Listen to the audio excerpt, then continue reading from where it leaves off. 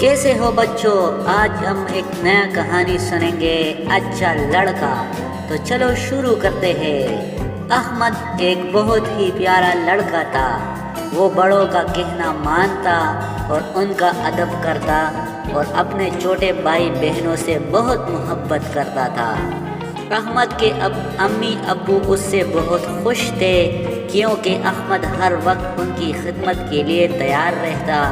जब भी अम्मी या अब्बू उसको किसी काम का कहते, अहमद सारे कामों को छोड़कर उनके बताए हुए काम को पूरा करता। एक मर्तबा अहमद की अम्मी बीमार हो गई। वो बिस्तर पर लेटी हुई थी। उन्होंने अहमद को बुलाया, बेटा अहमद इधर आओ। अहमद ने अदब से कहा, जी अम्मी, और अपनी अम्मी के पास आकर उनका हाथ चूमा। अम्मी ने कहा, बेटा घर में दूध ख़त्म हो गया है और मुझे दूध पीना है, तुम ज़रा जल्दी से दूध ले आओ। अहमद ने अम्मी से पैसे लिए और घर से निकलते हुए ये दुआ पढ़ी और जल्दी से दूध की दुकान पर पहुंचा। वहां से दूध खरीदा और घर वापस आया। घर आकर अहमद ने दूध गर्म किया और एक गिलास में भरकर अम्मी को दूध देने के लिए अम्मी के पास आया। जैसे ही वो अम्मी के पास पहुंचा, उसने देखा कि अम्मी तो सो चुकी हैं। अहमद ने दिल ही दिल में सोचा कि अम्मी बीमार है, उनको जगाना अच्छी बात नहीं। लेकिन उसके नन्हे से दिल में ये ख्याल आया कि अगर अम्मी जाग गई और उनको दूध की ज़रूरत पड़ी तो उनको तकलीफ़ होगी।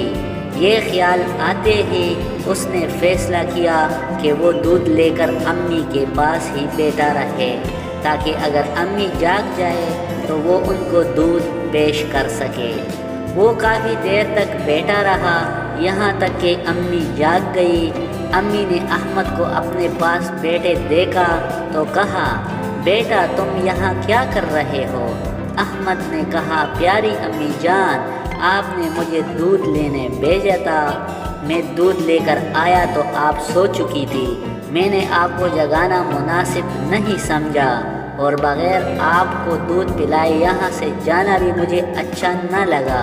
इसलिए मैं यहीं बैठा रहा ताकि जब आप जाग जाए तो आपको ये दूध से भरा हुआ गिलास दे सकूं। अहमद की अम्मी अहमद की इस बात को सुनकर बेहद खुश हुई और अहमद को बहुत ज़्यादा दुआएं दी और दूध की दुआ पढ़कर दूध पी लिया। दोस्तों और बच्चों, हम भी इस बात की कोशिश करें कि अम्मी अब्बू की बात मानें और उनके कामों में उनकी मदद करें, ताकि हमारे अम्मी अब्बू भी खुश होकर हमें दुआएं दें।